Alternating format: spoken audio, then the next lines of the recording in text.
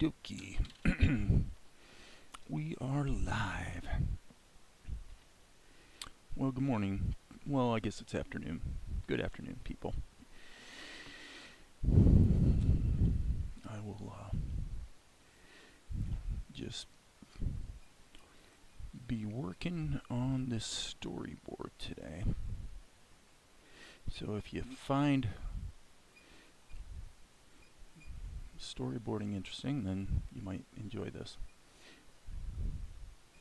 What I figured was I'm breaking down the next sequence. So in our last live stream, we figured out, okay, the challenge was how do you convey that a village is crowded without the difficulty of drawing 8 billion people milling about.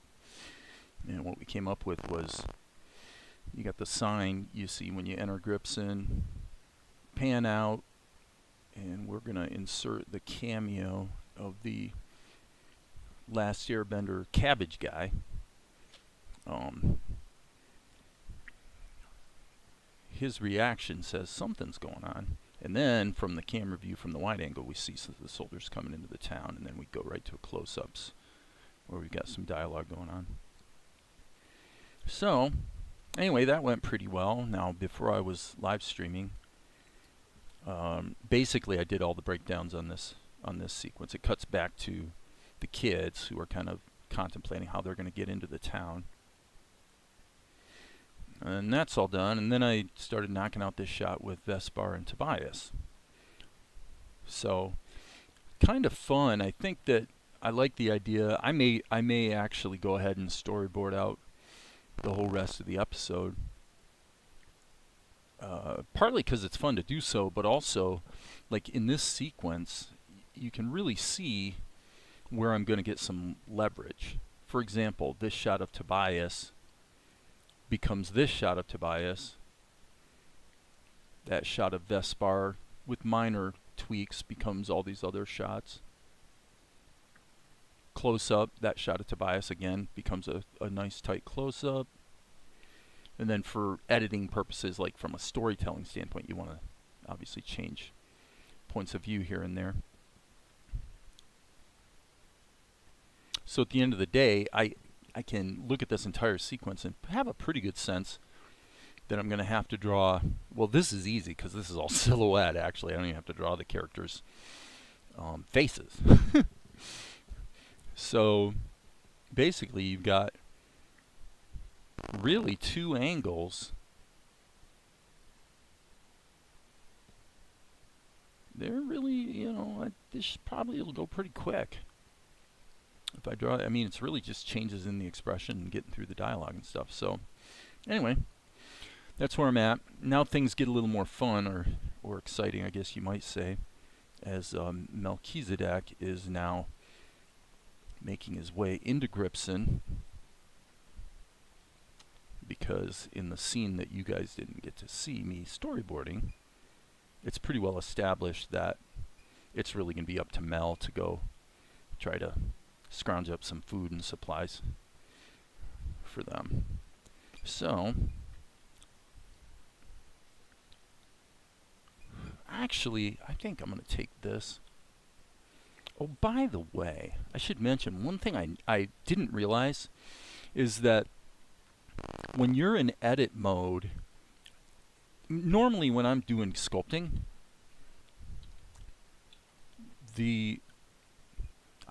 sometimes I'll get bleed over from one thing that I'm sculpting to the stuff over here that I didn't necessarily want to touch. And I know this is ridiculous, but I did not know that if I go into edit mode, make a selection, and then select this, as you can see, it becomes impossible to accidentally step on, you know, the stuff I didn't really want to booger. Now, I am curious. I'm in sculpt mode right now. What happens if I hit the G key? Yeah, okay, that's what I thought. So you do need to be in, you need to hit tab and be in proper edit mode if you want to just like move this. Okay, so bricks, right?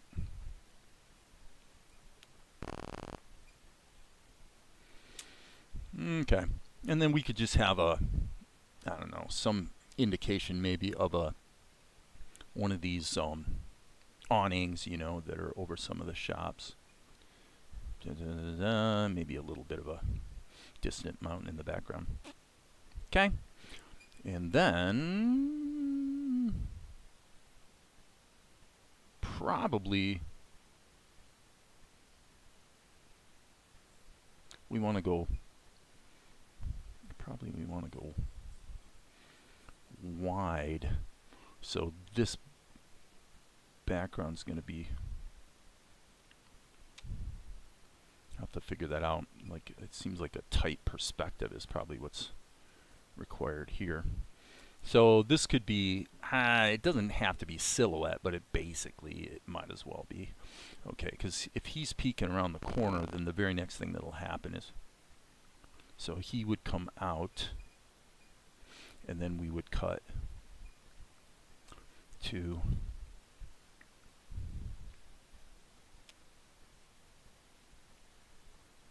pause that. We don't want to put the Melchizedek. We don't usually show his irises.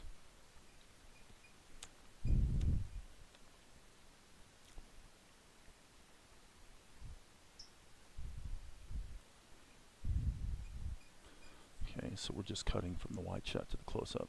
Pretty much that's it. This is a little too ornate. There we go. That's better. Much better. Okay. So, and we'll put this line here to represent the building that he's peeking around. Cool.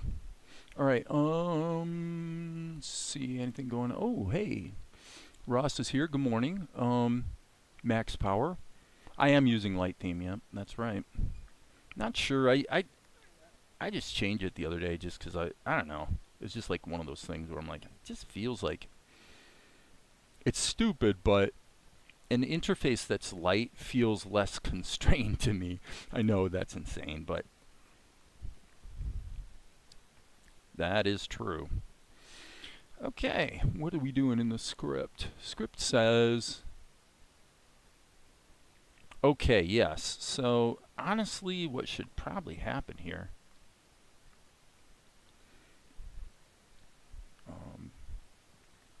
just so I remember, blink, blink.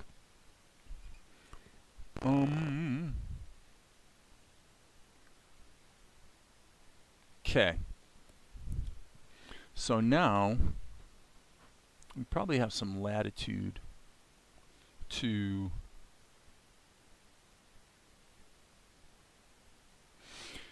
what am I trying to say?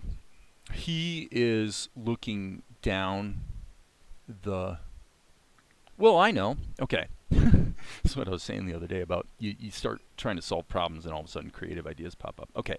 So what I was going to say is, if you look at this steep angle, he would be looking down the road, basically at the along the faces of this row of buildings, right?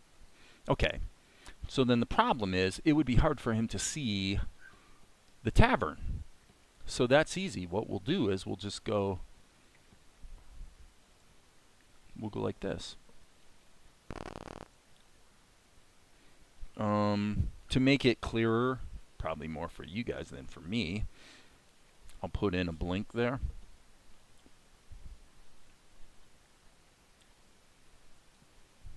And then what we'll do is we'll just have him change perspective. And the point being that he sees the tavern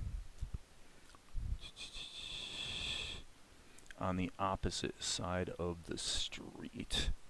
So what we need is, I'm not going to draw this right now because I'm probably going to use some AI generated stuff to just kind of dial in the concept. But so let's just pretend that this is cheesy as can be, but let's just pretend there's a sign in cuneiform, you know, with a subtitle on the screen that says tavern.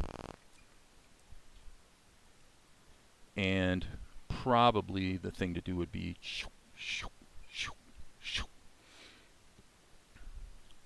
and then we'll just, for simplicity, duplicate this frame. Go into edit mode, scale it up, bring it down, and you guys can completely understand what's going on here. So he notices over there. Okay, and then on this drawing, you know, we might have a, you know, an open doorway kind of thing. So again, we'll figure out the architecture later. That's not that important right now. Okay, now, think about this for half a second. If we pause on that for maybe 7 seconds, well, 7's a lot. Okay, so boom, probably a smash zoom to that. Yes. Okay, here's what we would do. Then from here, okay, I know what to do. We'll take this and actually just go on the Z like this, which per the earlier drawing, okay, so you got like a canopy or something, like I said, an awning maybe, and a doorway, and then what happens is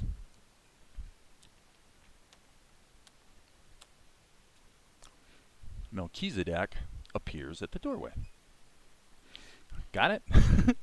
So there you go. It's pretty good storytelling, actually. It works pretty well. So he's peeking around, looking around. Oh, there's a likely idea.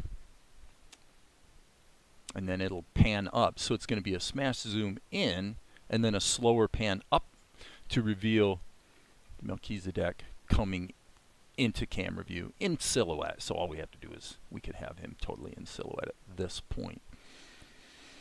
And then what he's going to do is get into the tavern, and then we're into the script. Okay. Jumping over to look at the chat if there's anything going on. What's G to G mean? I probably should know that, but I'm a little slow on, what is it, Tuesday? I'm slow on Tuesdays. Okay, so here we would have actually, let's just flip it to the opposite. Again, for our purposes right here, we can stick with the silhouette thing. So Mel appears in the doorway, and then we'll cut to a little more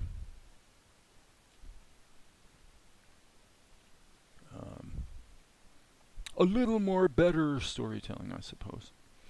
Okay, so he comes into, let me look here. Mel enters the tavern and he sees another waiter get a great tip.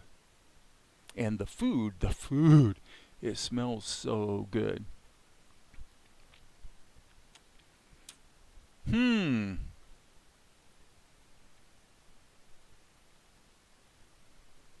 Okay, so now what I'm debating here is, okay, so here's what the script says. As the tavern keeper hustles to deliver the order to table 4, he hustles back past Mel. He's like, get out of the way, kid. I'm thinking it might make more sense to have the tavern keeper actually, I know this sounds terrible, but have him actually come through the doorway, and so that initial action happens right at the doorway, which basically frees me from having to think about or draw all the people that are in the tavern. Right? Why not? As long as the storytelling works. Okay, so I'm just going to copy this over here and see if this kind of works. Yeah, this would be, I don't know if this is going to work. I'm completely spitballing here, but let's go size x minus 1 and hit the D key. Obviously that doesn't belong. And that does make sense. He pops in, he's looking around.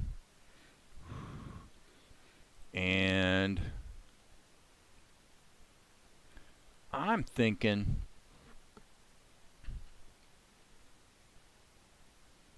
all of a sudden he is, I'm going to just go like this and put a silhouette on the screen, moving this way, and then we'll cut to wide right in the doorway. Okay, so now let me think about this. He's on the, well, dyslexia moment here. From outdoors, he's on the left side of the door. Okay, so now let's just say for a moment that he kind of backs up a little bit.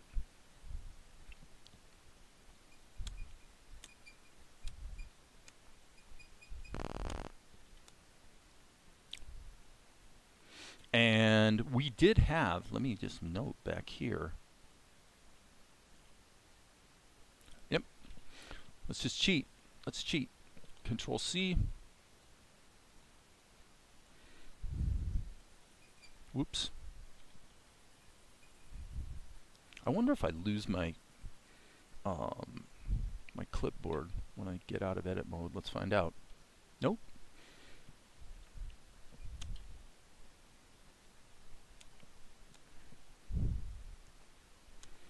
Okay. So we'll put that edge right there. Mel's kind of surprised. This would be potentially kind of a money shot, just because there's a lot to draw. He's got a bucket. The idea is that he's actually just coming out the front door to dump a bucket of stuff. Whatever the stuff is, I have no idea. Okay, so he says, get out of the way, kid. All right.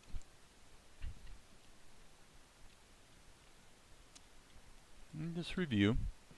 So there's no. So one of the key things here is we know that the farce that happens later has to do with Mel having to serve actually Tobias and Vespar, which of course are the very people he wants most to avoid. So that's what makes this part fun. So this shot, some fairly intense interaction between Tobias and Vespar.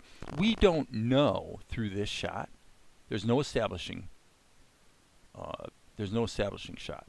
The kids have their little dialogue bit, and then it immediately cuts to these guys. Why is that? Well, that is so that we don't provide the audience enough context to know that this tavern Mel's about to go into is where these guys are. We don't know that at this point. Get it? So.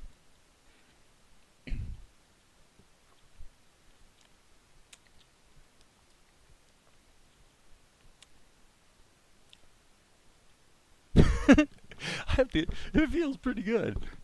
It feels pretty good. Okay, so what would we do here? Let me think about this. Okay, so just to emphasize the fact that Mel is in the way, I'm going to draw his arm kind of in the doorway. So like I said, this is a bit of a money shot because I'll have to draw Mel actually turning in 3D space. So this, it does warrant thinking about whether there's a more economical way to handle the shot, for sure. But for now, we'll stick with this idea. Okay, so this, what I'm feeling is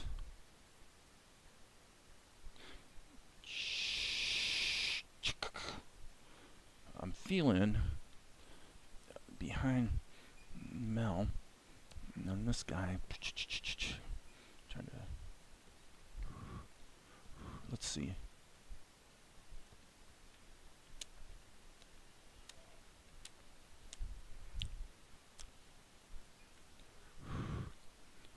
If this doesn't make sense, trust me, it will shortly. So require a bit of animation. So he's dumping the water out as Mel looks on.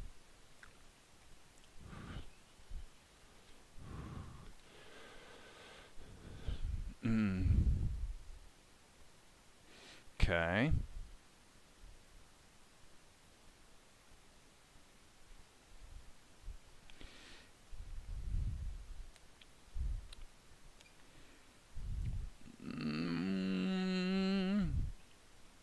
Not sure if this is what I want, but for now we'll just run with it.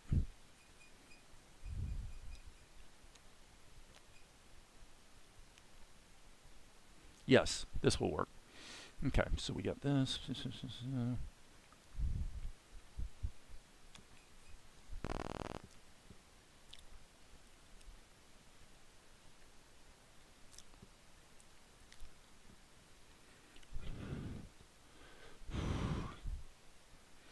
Okay, that's a little bit.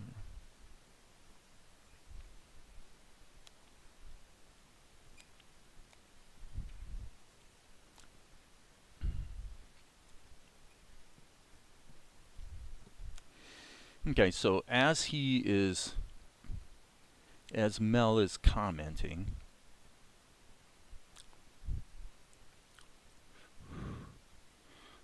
this guy comes into view again in silhouette, just in the foreground.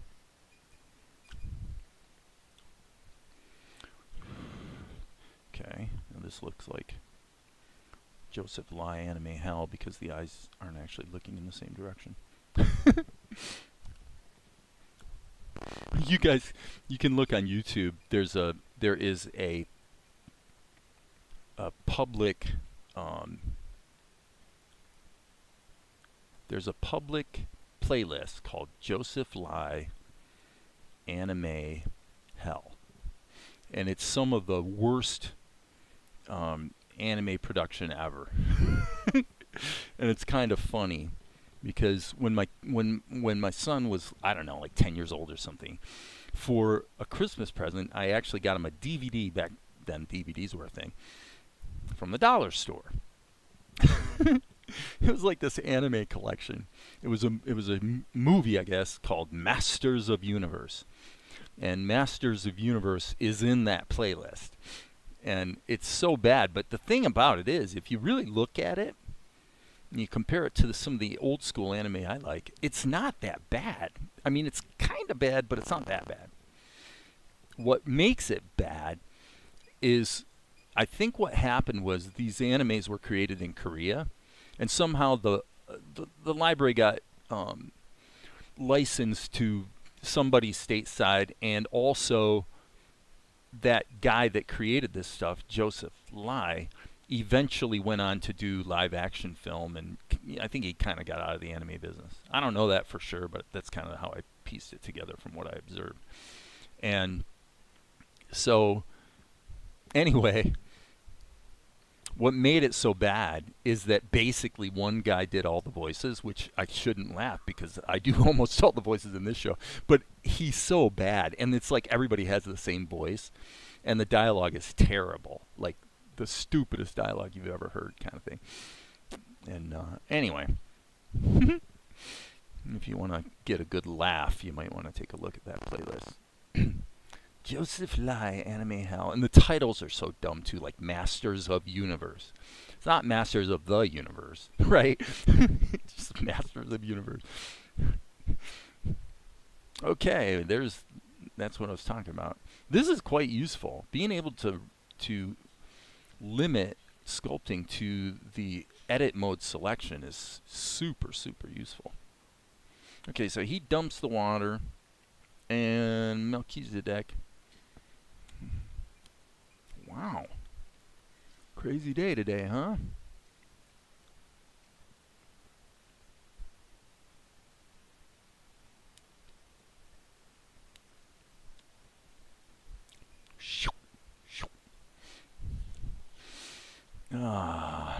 Okay, now while I'm here, I want to correct something.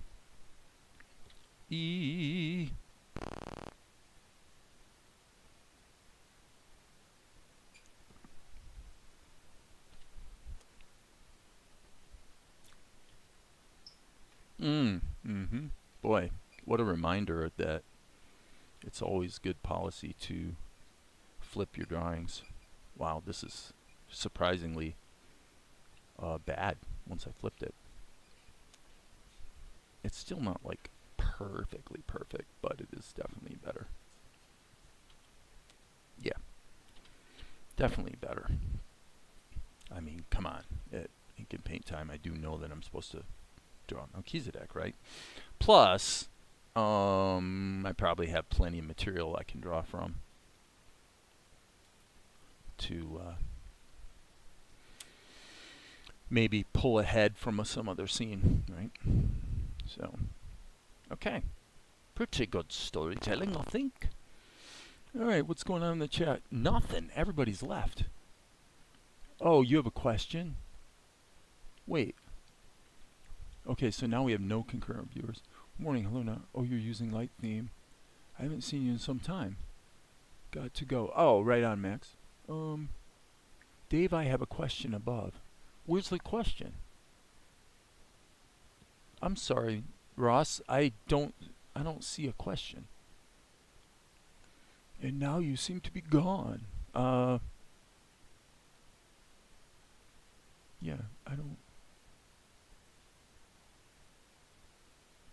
I don't see a question. I have a question above. Huh. It's not there, no. Can you repost? Sorry about that, man. If I'd seen the question, I'd have answered the bloody question, wouldn't I? I'm just kidding around. Alright, what do we got here? Crazy day. Okay, well, we can always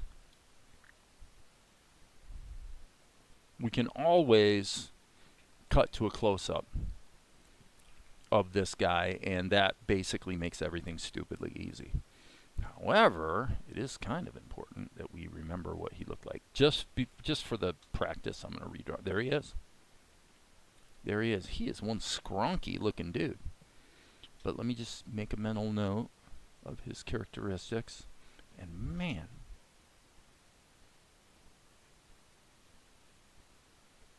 I need to put a marker in here, actually. That's what I should have done. Poof. Put a marker. Is it the M key? I do believe it is. Alright. That helps. Where's the mark? Hello? Okay, so there's probably a navigational... I'll bet you there's a navigational aid to go to the last marker. Control, maybe? Oh my gosh, that's not it. Marker. Jump to previous marker. Oh, there isn't a... Apparently there's no hotkey for it. I could program one, of course. Alright.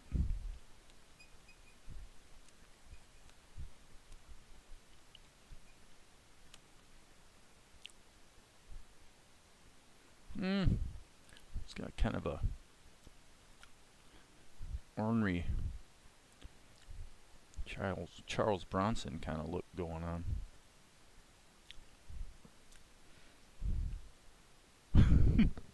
This guy's got a seriously bad attitude. Which he shouldn't be complaining. I mean, he's got such a busy day going on, but he's making money, right?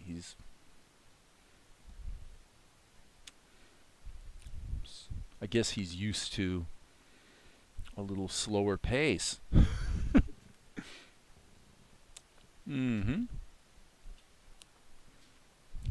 That's kind of weird. That's very weird. Oh, I'm seeing a... I know what I'm... Well, let's turn this...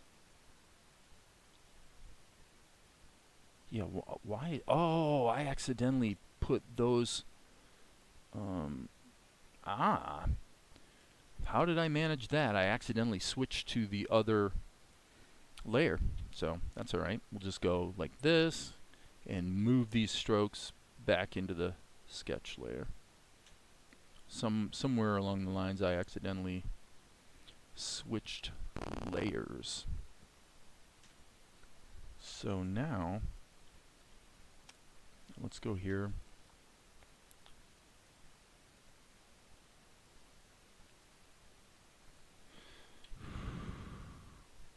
So what I'm wondering is, what's this one? Nothing. I don't know. It's an erroneous keyframe. There we go. We're back on track. Back on track and ready to rumble. Okay, so this is actually a little bit too large.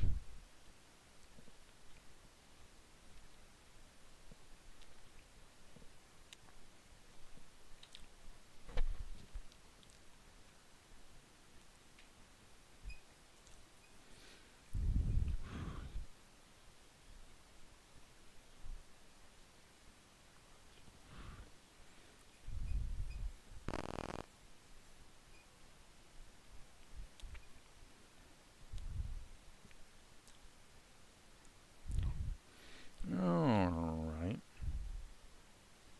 Let's go back here and do what we did earlier. Yeah. Always, always, always flip your drawings. Always flip your drawings.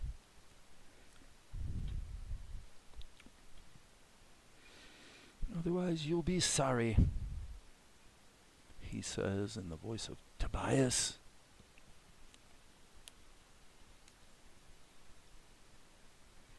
Okay, so he says it's a zoo. I got no time for chit-chat, kid.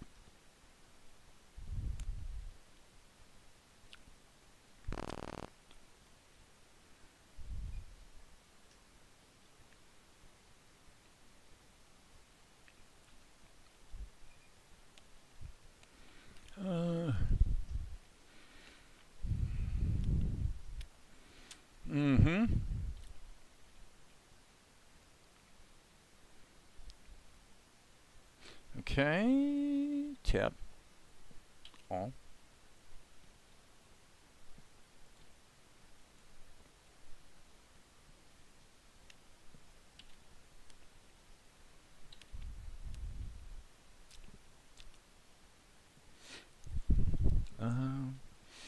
Okay, we might have a little problem here. One of those dyslexia moments.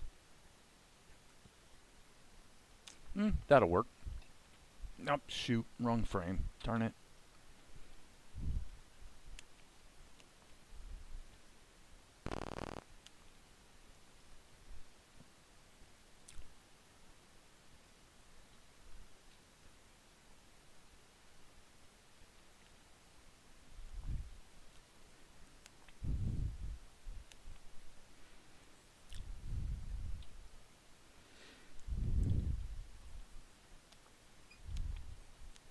Okay. Known to the unknown. What's the known? Probably the elbow. This might not work. I don't like it. Right out of the gate, I don't like it at all. So what I'm going to do is actually just take this. I don't like it. It just doesn't feel right. Get rid of that. So I'm going to say, let's just do it a little more simply, which will actually make the animation work easier. So he's just going to lift up his, he's just pointing, either get in there and order some food or beat it.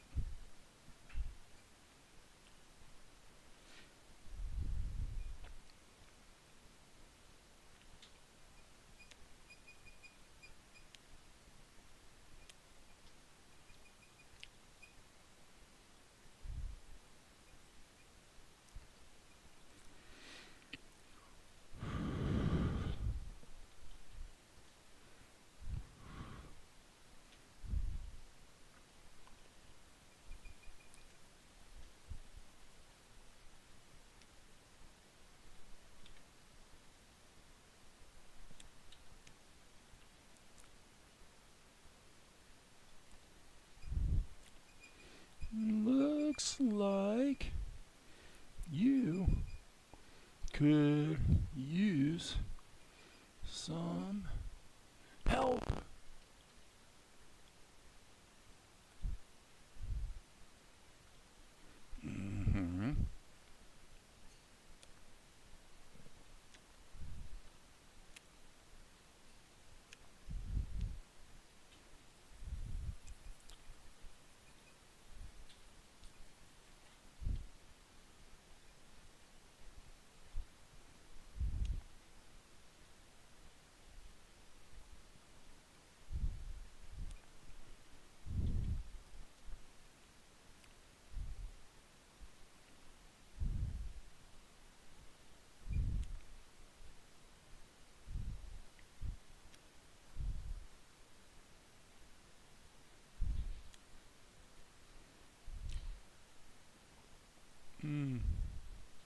Okay, so now I am feeling a little different shot here. So I may completely scrap this drawing of Mel. We'll see. At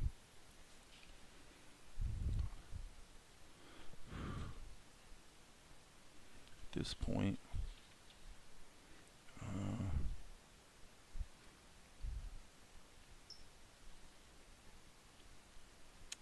okay, let's just do that and that for now. D, boom, shh.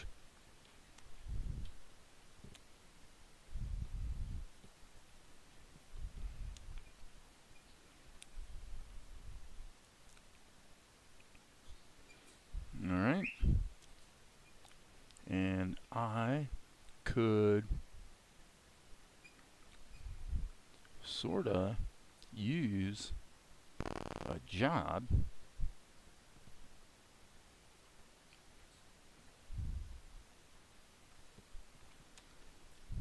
Okay, I'm gonna look back now and see if. Okay, sorry. Thanks for being patient, Russ.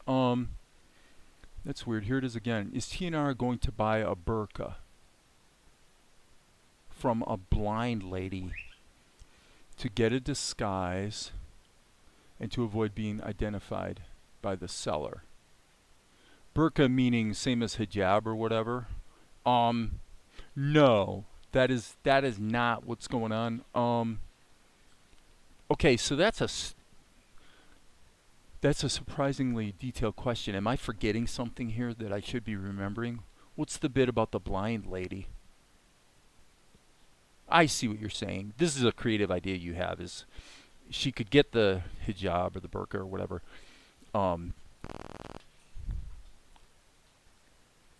Yeah, that's very strange. But anyway, that's a good idea. That's not the way it goes, though. What happens is, the whole point is to create a situation where it's really all up to Mel. And so through this part, I mean, we can kind of go through it real quick, but basically they observe this stuff, and Luca's like, I had heard Gripson was religious, but I had no idea. I was here when I was 12, but it's changed a lot. This is going to be tricky if we're going to find food. If I had a hijab, burqa, whatever you want to call it. I assume that's the same thing. I don't know. And Luca's like, well, you still shouldn't call attention to yourself. That's Mel saying that. By the way, I should make clear that that is Mel speaking. Tia regards Mel. She's a little, I guess you could say, somewhat touched or noticing that Mel is concerned about her. I agree. Tia should lay low. Looks like it's up to Mel. And Tia steps over the line and says to Luca, well, you know how to bag. And Luca's like, although I actually prefer not to. It's not what I want to do if I am given a choice. Besides, those soldiers know you, Luca. And they ordered him back to Newsy last night. And if they found Tia's pendant, they'll know I lied to him. Oh, yeah. You can do it, Melchizedek. Me? Well, if the place is so religious, maybe they know Asher and I can score a few points on his street cred. Oh, you mean the same Asher who has a price on his head? Oh, yeah. And is suspected of helping me escape. To keep your connection to Asher on the down low. I suppose so. That's pretty much that whole deal. So the whole thing is just a quick setup to that it's really up to Mel to find supplies, and Luca and Tia are both well advised in Gripson to keep a low profile. Okay, hope you feel that's okay storytelling. Just speculating a story point. Yeah, if she needed to engage, because I thought of that. I thought, well, if she had the right headdress, no one would be able to recognize her. But the problem is, there's still the question of, there's two questions that become problematic, that remain problematic, even if Tianara were to have the right clothing and could hide her identity. Number one, I'm assuming that in Gripson, there may be limits on what a girl can actually do. In fact, I even thought about when they first see those girls that are wearing the headdress, the covering, to have the fairly effusive guy who's traveling with them say something about the fact that they're not even allowed to be out and about if they're not accompanied by a man. So there's that problem. Although, of course, she could be accompanied by Melchizedek, I suppose. But so that was problem number one. And so how is she going to let her, sort of ingratiate herself into a situation that allows her to find some supplies? The option, of course, although not particularly desirable, is to find some supplies and steal them. But look, stealing the boat was a matter of critical necessity, and it's really not their preferred way to roll. And if she were to get caught, she'd probably be beheaded in a fast hurry. So the whole situation kind of screams, let's see what Mel can accomplish. So hence Mel is going to get a quick and dirty job in the tavern that's obviously overrun with business. The guy could definitely use some help. And at that point, he realizes he's serving the table that is occupied by Tobias and Vespar. So the one thing I haven't figured out at this point is if there's any particularly interesting bits of information that he might overhear. I think so. I think and it's probably in the script. I haven't looked that far, but the gist would be confirming in Mel's mind that these guys don't know that Tianara is accompanied by two guys. That would really be about the only thing I could see coming out of that. Cool. That's what's going on. Right, and Mel, per your message at 209, Melchizedek, he's a as a 15-year-old kid, he's kind of figuring out what he's about. And so any of these experiences that sort of force him to be assertive, he's a good worker. I mean, and he cares about people. He's been doing this work with Asher his whole life. So he's very much a people person.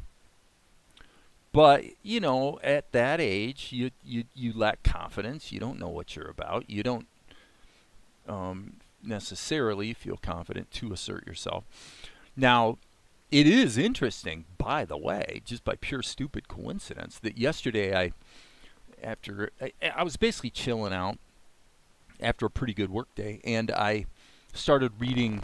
I pulled Malcolm Gladwell's book Outliers off the shelf and thought, well, I'm about halfway through it. I read it years ago, but I had come by a copy of my own, and it had been sitting on my shelf for a while. So anyway, I pull out Malcolm Gladwell's Outliers, and so that's the book that, 10 to 15 years ago really went viral, and the 10,000 hour rule came from that book. And so the premise is that the example is the Beatles, and the premise is that to really master anything, you need 10,000 hours at it. Okay, so it's important to note that since the time Gladwell wrote that book, some of those findings have been supplemented by greater nuance and further research to say that actually the 10,000 hour rule may not exactly be a rule. There are ways to accelerate that process. I personally would argue that it's really the 2,000 hour rule, because and you can think about this broadly in terms of, if you're going to learn to play guitar, you can be competent enough to go out and gig in 2 years. If you want to be Steve Vai, or pick your favorite guitar wizard, that's going to take you 8 years. My experience playing guitar was precisely that. In about 2 years, I was reasonably competent that I could hack my way through playing in a group or something. But in 8 years, I was good enough that I pretty much could do whatever I wanted to do, on guitar.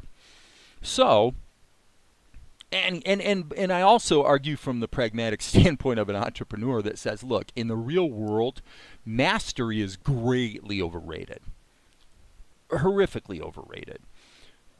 If you're basically good enough, in most contexts, when you fold in all of the other considerations that come to bear on whether you become successful in that domain, it will turn out that just being better than mediocre, but just being middling in your ability, but combining that with maybe being a real good people person, somebody you can get along with, perhaps being somebody who charges a low price so you can sort of get some traction with whatever it is that you think you want to do. All of those things come together to say that actually, mastery is, as I say, quite overrated. It's great when you come across it, but it's, number one, no guarantor of success. So anyway, why did I bring up Malcolm Gladwell? Let me think about this. I lost my train of thought. It was relevant to this story, actually. Now I've lost my train of thought. I can't remember what the point was I was trying to... well, it was the last thing I was reading in the book. Oh, yeah. Okay, we were talking about Melchizedek. Here's what the point was. Later in the book, one point that Malcolm Gladwell goes into is he's looking at a study that looked like, I think it was a limited data set, but we're going to say about maybe 100 people.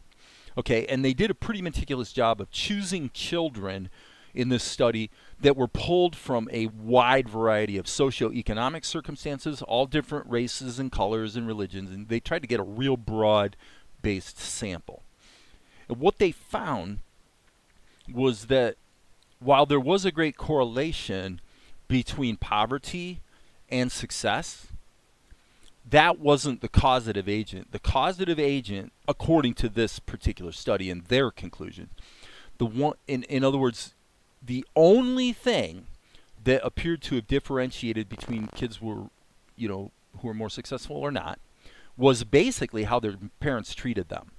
So as a coincidental corollary, it was the more middle class to upper class parents that nurtured their children in the way that yielded more opportunity for the children. But that's a coincidence, because you could be poor and you could still be that type of a parent. In what the study found was that generally that wasn't the case, though. So there was a palpable difference between the way poor parents treated their children and, I don't want to say rich parents, but basically middle class and up. And the key difference was this.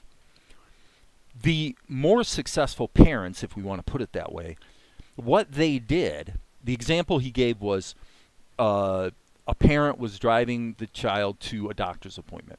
On the way to the doctor's appointment, the parent says to the kid, hey, when you get there, do you have any questions you want to ask the doctor? Because whatever you want to ask, you can ask. You can find out anything you're wondering. The kid had the sniffles or something, and the kid also happened to have some bumps on his armpit, right? Like from deodorant he was using or something, or at least he thought that was the reason. So he said, well, yeah, I'm wondering about this. And the parent's like, oh, really? I didn't know about that. Like, does it hurt or itch or anything? No, it doesn't. No, it's just there's bumps. She said, well, okay, ask the doctor. Be sure and ask the doctor about that. So there was this climate of saying, be assertive. Don't be afraid to assert yourself and just ask questions, even when you're dealing with someone who ostensibly is an authority figure. That was the key difference. The poor children, partly because of the way they were treated at home, but also because of the way they were explicitly taught by their parents, tended to be taught to be submissive and keep your mouth shut, and kids are to be seen and not heard and all this sort of thing. So they were enculturated with the idea that when you're in the presence of an authority figure, you become mousy and afraid and all this sort of thing. And that was the key distinctive. So anyway, the way that circles around to this is that it could be argued that Melchizedek had a positive upbringing. I mean, Asher's been very supportive of him for a host of reasons. However, you could also make the case that Asher is not actually that great of a dad, okay, in terms of how he treated Melchizedek. Now, you could go back, if you think about this Gladwell thing I was just talking about, You could go back and say, well, that might have actually been deliberate. Okay? So to me, this is kind of interesting. It could be that Asher specifically didn't teach Mel to be assertive because there are secrets about Mel's past that we don't know yet as viewers of the show, that even from a young age, Asher would have wanted to keep Mel kind of on the down low and not necessarily attract a ton of attention to this kid. We'll find out later why. And if you're a smart person or a astute reader of books and watcher of movies and this sort of thing, you could probably guess what's really going on here. But so anyway, the upshot is that at 15 years old, Mel was never, he likes people, he's a good guy, but he's definitely struggling in the area of assertiveness and kind of knowing what he's about. Hence, he basically largely defers to Luca and Tianara. Tianara is absolutely the opposite, by the way. Completely the opposite. She and it's classism, no question about it, but without a doubt, her mother, I wouldn't say necessarily Carliana knocked herself out to encourage Tianara to be assertive. It's more like it was just assumed because they're upper crust people, and Carliana sees herself as just south of royalty. You know what I mean? So anyway, I do find it all interesting. All these things sort of work together to oh, I'm in twist mode. Huh. Silly goose. I know why would I be messing with the dialogue bubble? I don't know. What time is it? 2:20? Probably not going to go too much longer. But this is going well. I'm liking the way it's feeling. Okay, I do feel like I want to break this up though, maybe with a wide shot. So anyway, hope you guys didn't mind that little diatribe. Just trying to clarify a little bit of the maybe psychology behind some of the things.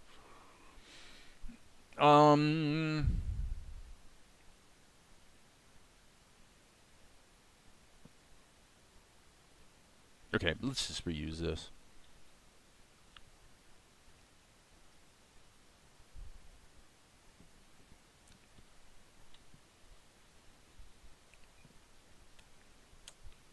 Actually, this would be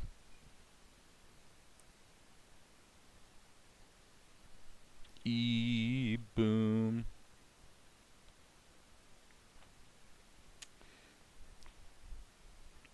I'm gonna say initially. I'm just gonna do that and say he's. Yeah, no. I mean, I've got so much going on. Do I really want to deal with this kid right now? So this, he would kind of be like, I'm not going to try to draw the keyframes of his expression. However, what I am going to do is go back into twist mode. I'm just going to do that. By the way, the thing I've noticed about twist mode is if you see the outer perimeter of the twist going where you don't want to go, just move the center back. Well, okay, maybe I'm wrong. Let's redo that.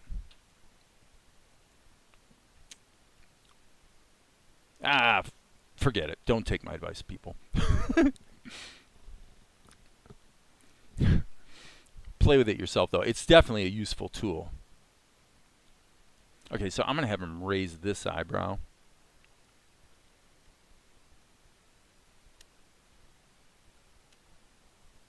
I want to give him a little bit of an ominous kind of look.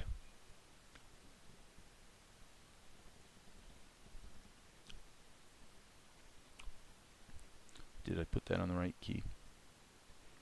Okay. So yeah, this is obviously drawn horribly. But at this point, being in the storyboard, it really doesn't matter that much. Because this close-up is going to wind up being taken from an earlier shot where I was careful to draw him well anyway.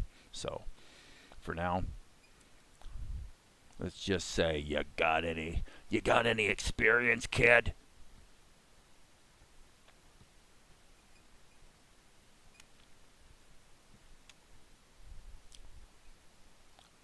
Okay, and actually, this is surprising. I didn't know this was in the script, but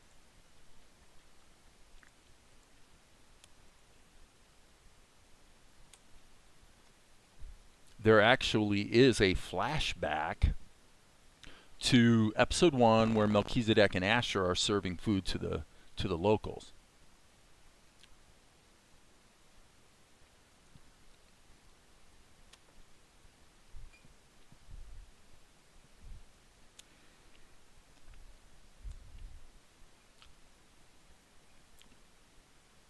And then he says, "I've been serving food my entire life." Okay. Let's end it there. I think I've made good progress today. And I've mostly avoided ranting, which is really good. So, I will look at the... Is there any comments in the... It is interesting indeed. Can see nice character development. Well, I try. After writing... What? Well, I mean, writing and making 8 movies, plus 2 commissioned screenplays, plus Salt and Light, and a few other sundry items that never were finished or produced. I've dealt with character development kind of a lot. I feel pretty competent in that arena. But it's still, not to be too arrogant though, I mean, there's always more to learn, there really is. I'm going to actually also take this bit here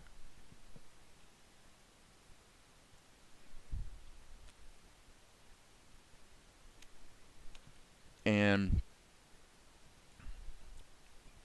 I'm going to make this a smash zoom. So when he... I like that. When he says, "You got any experience?" He, let the camera punch into him. So he's a little intimidating. And he's a rough guy. He's running a tavern. It's full of drunks all the time and stuff. He's got to, be a fairly salty individual, I suppose. Blink, blink. So this would be like blink, blink, or you know what I mean. Flashback. And then what would happen is I'll just try this one last shot. And we'll try this the simplest way possible, which is we'll just sculpt it into shape.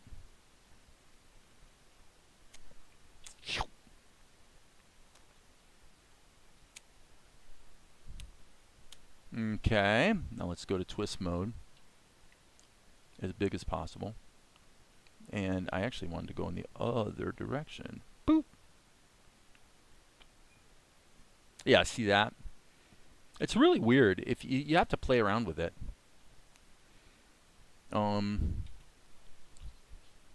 You have to play around with the whole twist thing, but I definitely see it being quite useful.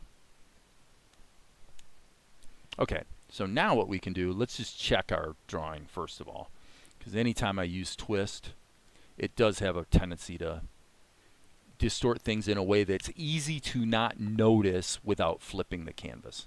Just put it that way. So we want to be careful about that. And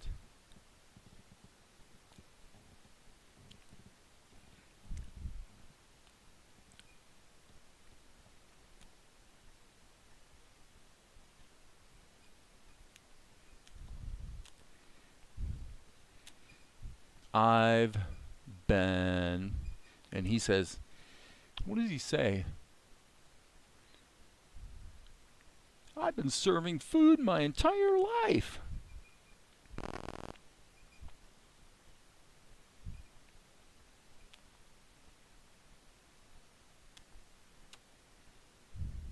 Boom. Okay. And I'm thinking he would be like, okay, I'm having fun, so I'm going to actually keep going here a little bit longer. As you can see, I'm erasing, which is kind of doing it the slow way, because obviously you could go into edit mode and just clip this stuff out. But I just want to play with this for a minute.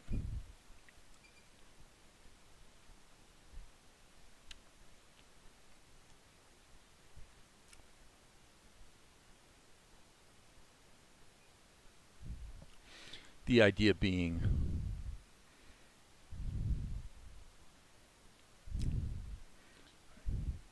do I or don't I get involved with this kid? Right? You got any experience? Flashback to episode 1. I've been serving food my entire life.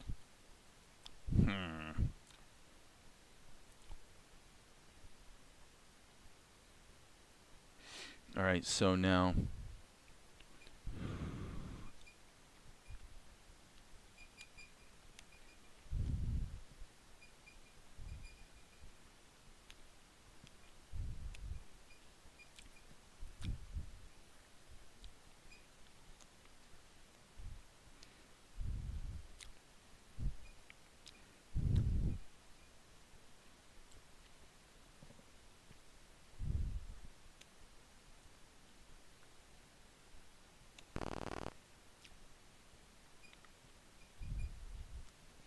alright, kid, get in there and what does he say? Go take care of table 7. Alright, this is obviously a wide shot.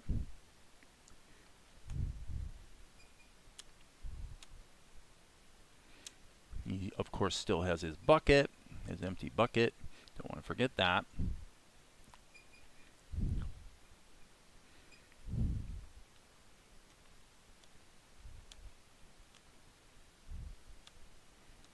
Okay, we don't want any tangents here, so. Shh. All right, kid.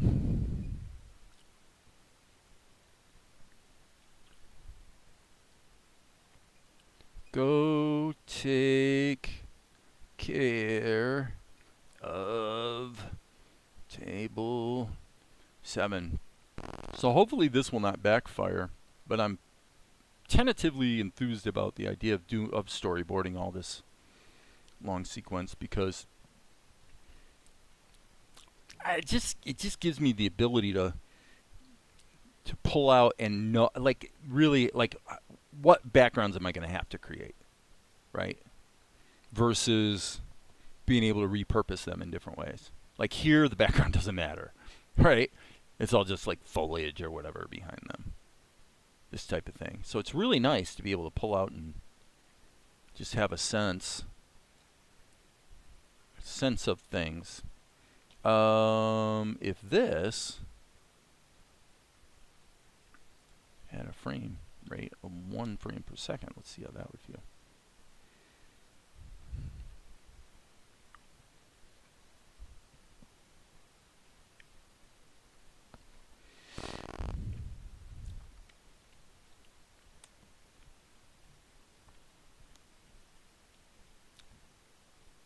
I probably should put the dialogue in there that belongs. So that's the end of that sequence. Now the kids, see the girls with the hijabs. TNR doesn't necessarily love what she's seeing. And that gets the conversation kicking off here.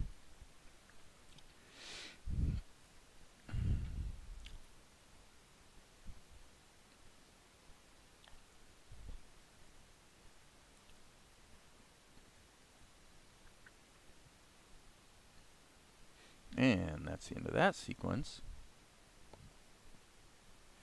Then we got Tobias and Vespar.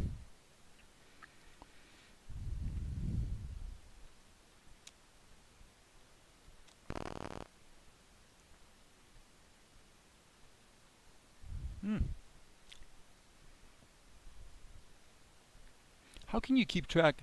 I'm looking at let this play. How can you keep track of each character's individuality? I mean, I've seen so many movies and stories where all characters are like the same in terms of. Yeah, it's actually a big complaint of mine. I think that I'll put it this way. Since I was basically my filmmaking adventures, I shot the last live action movie in 2015. So God, it's hard to imagine it's been 15 or 5 or can't talk. 10 years. then that was released in 2018. So yeah, it took a full 3 years to make it. That was the Healed by Grace sequel. Coincidentally, I'm actually starting to. I just started today on a digital remastering of and director's cut. I'm thinking I'm going to do the director's cut thing and add back in a few deleted scenes of Healed by Grace. And if you don't know what I'm talking about, let me just show you real quick. Boom, boom, boom, boom, boom. Switching screens.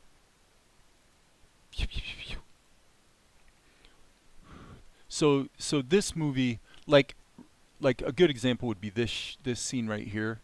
Is I'm remastering the color. I really was actually doing too much back then, and so this is a work in progress. It should only take me a couple weeks, to do all the digital remastering. But yeah, this movie was very, very successful, like stupidly successful. And anyway, in all these years, in dealing with screenplays, what would happen is, it hasn't happened recently, but for quite a while there, at least a couple times a year, I'd get an author, like somebody who either wants to write screenplays or write books, that would show up in my life and want me to consider the script that they'd written to make a movie, right? So you got people out there that want to write screenplays, and so then they approach whoever they think is accessible, right, to maybe get their screenplay in front of somebody that can actually do something with it. Of course, my advice to those people is learn how to run a fucking camera and make your own movie. Absolutely, 1,000%, that's my advice. However, I get these people, and I'll tell you, in 15 years, how many scripts have come across my desk that I thought were even worth looking at? And the answer is 0, not one. Doesn't matter if it was a novel or a screenplay. And by far, to Inio-san's point, the absolute number one reason their scripts would suck, the lesser reason would be that they would write way too much on the nose, meaning, the characters wouldn't talk like normal people. They wouldn't, talk around the truth. Like in the real world, nobody says, when does somebody actually say in a conversation, boy, what you just said to me, it really tweaked me in my emotions, and it made me feel really bad.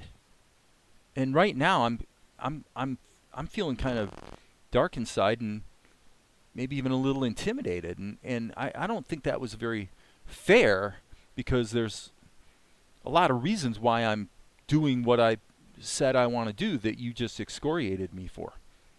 Like, who the hell does that? What does a person actually say? Well, fuck you.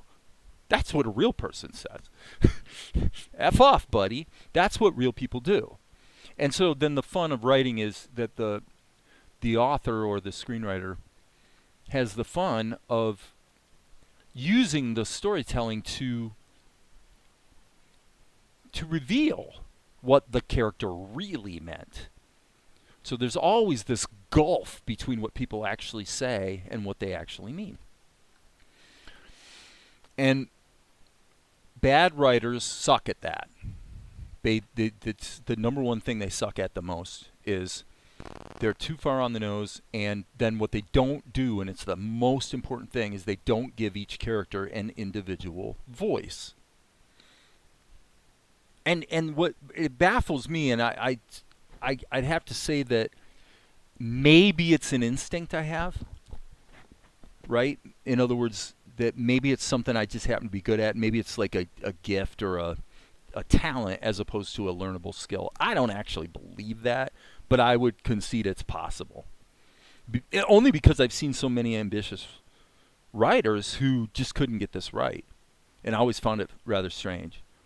It is not common for a writer to be good at giving each character in their story an individual, unique voice. And to me, it's like stupidly easy, because all you have to do is just think about some character you've seen in a movie or an actor and just channel them. Just act yourself. Like take on their body language and take on their demeanor and talk like them.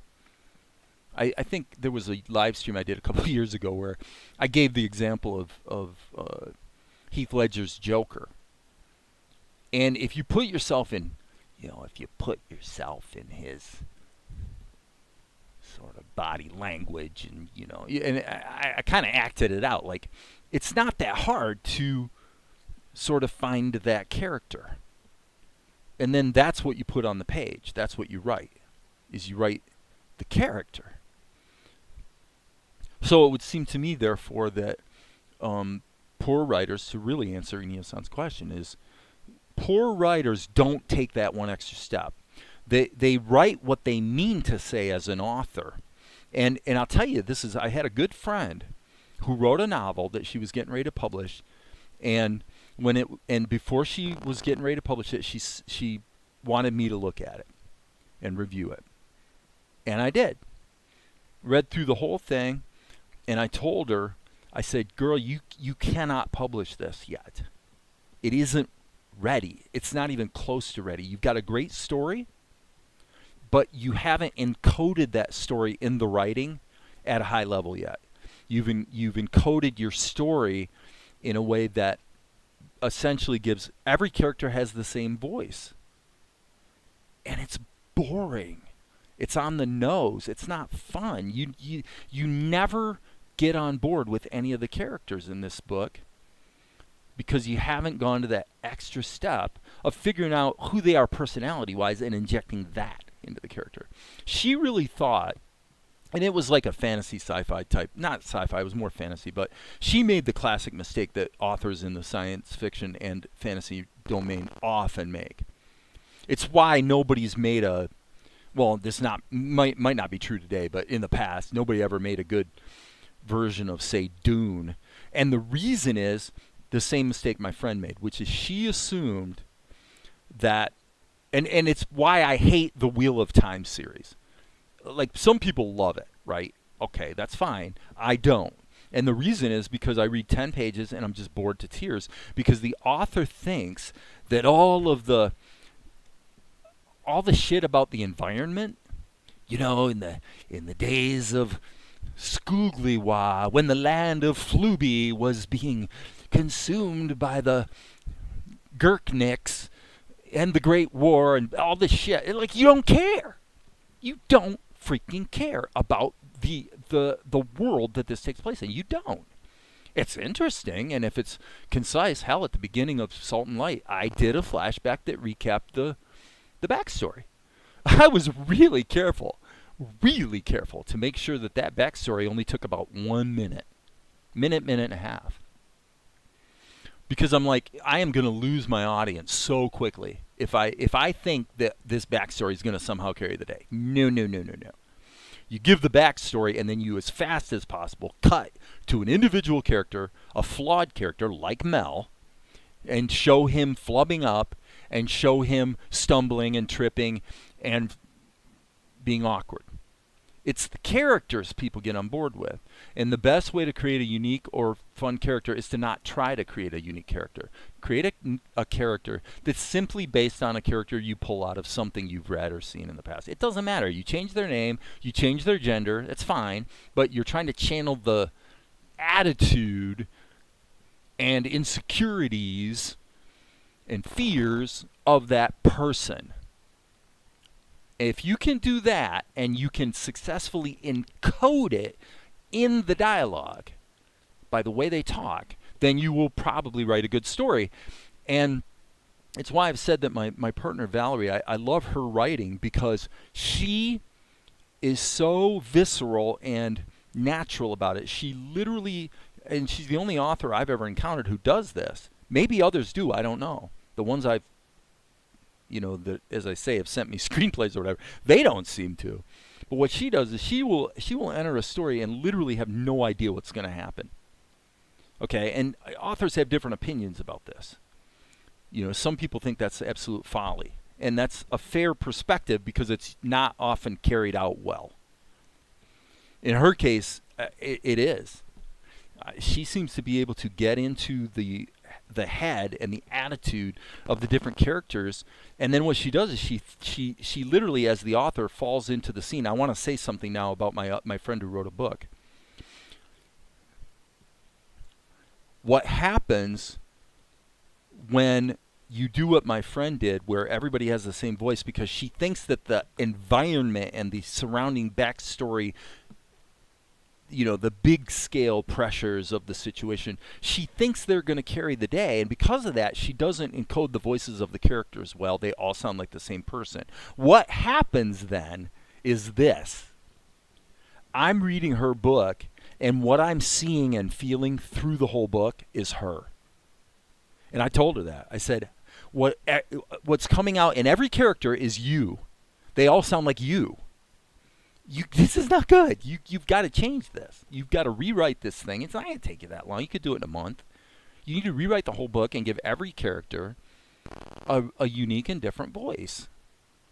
Well, guess what? What do you think she did? You think she said, okay, I've been working on this book for 3 years. I might as well take another month, and if my friend Dave, you know, who's written, you know, movies that have gone around the world, if he says this is a problem, well, maybe I should. No.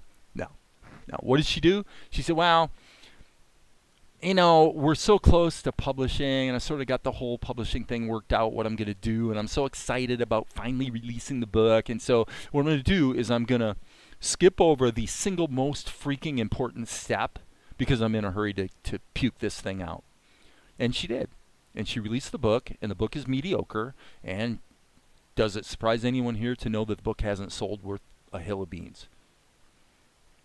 And, you know, of course there are anecdotal comments out there, probably from people that like Wheel of Time. It's like, oh, it's so great, you know. But I would shudder to even ask her, how much coin have you made from the book? You know, it's been out for 5 years or whatever now. How much money have you made from the book? How many copies have you sold? Has it caught fire? Because for some weird reason, Salt and Light seems to be. I'm not, you know, they're two very different stories, although they're all, you could argue they're in the fantasy genre, although there isn't really any magic in Salt and Light to speak of. There's a little bit. Actually, you do see a little bit of magic in episode 1. It seems that Asher may have some magical powers. But, okay, so, Inyo-san, I say all that to say, the shortest answer to your question is, if you're not imitating the voice and the demeanor and the attitude of, say, I don't know, Hermione. In fact, Hermione and Ron, both at the book stage and in the movies, Hermione and Ron are a beautiful combination of characters, mainly because of Ron's awkwardness and insecurities. Hermione is completely the opposite. She's more like Tianara, actually. She's a little more entitled. She's more confident. They're coming from two totally different places, and it's really obvious. And that's what causes the same thing you have with Mel and Tianara, which is there's fundamentally they're oil and water at this point because they don't know each other well, and you know they don't really know if they particularly like each other, to tell you the truth, and that's okay. So point being that if you don't look at your characters in your story and go, well, this character, I'm going to make this character, whoever, I'm having a brain fart on his last name, Bruce, Die Hard. What's Bruce's last name? I'm having a brain fart. I'm gonna make this character that guy. I actually have a screenplay I wrote that I never produced. It's totally sci-fi thing where that was actually what I did. Bruce Willis. I said I'm going to have this character is essentially going to channel the attitude of Bruce Willis in the Die Hard movies. And I ran with that, and it worked. You know, it actually worked. The problem with that screenplay was the whole movie thing kind of fell apart while I was working on that script, and The guy I was working on with it died. That kind of made a difference. And so it became one of those deals where the screenplay got about 2/3 finished, and I never actually finished it. It's one I would like to come back to, though, because it's a good story. It's a fun story. Yada, yada, yada. So anyway, yeah, Willis, thanks. Figures Tom would chime in with the last name. Tom's always keeping me honest. So anyway, I think that's it for today. It's 2:49. Yeah, it's going to be time for me and Val to watch our Asian show and hang out. If anyone's curious, what is it you guys watch every day at about 3:30 that you keep talking about? I'll tell you what it is, actually. It is, let me look here. I will show you guys, because you guys should check it out. This is the one we're working on right now. I got to pause it. Right here you go. Oh, sorry. Made a mistake. I'm on the other screen right now. Hang on one second. Okay. This is the show we're watching right now. It's called The Rise of Phoenixes. It's on the Croton Mega Hit official channel, and if you check them out, you may, like us, find that you really like these Asian dramas. Some of which, a lot of them are historical dramas, and just, I'm telling you, the casting is superb, the acting is superb, and I am completely in love with this girl here. Her name as an actress is Nini, and she showed up. It's like we watched this show that she was in, and I loved it. And then we watched another show, and then I found this one. I thought, well, this looks kind of interesting. And then it turned out she was in it. I couldn't believe it. I'm like, oh my gosh, this is great. But she is just solid actress, gorgeous to a fault. Yada yada yada. So check it out if you find that interesting. And for me, I'm going to sign off. As you guys know, thanks for visiting. There will be more later.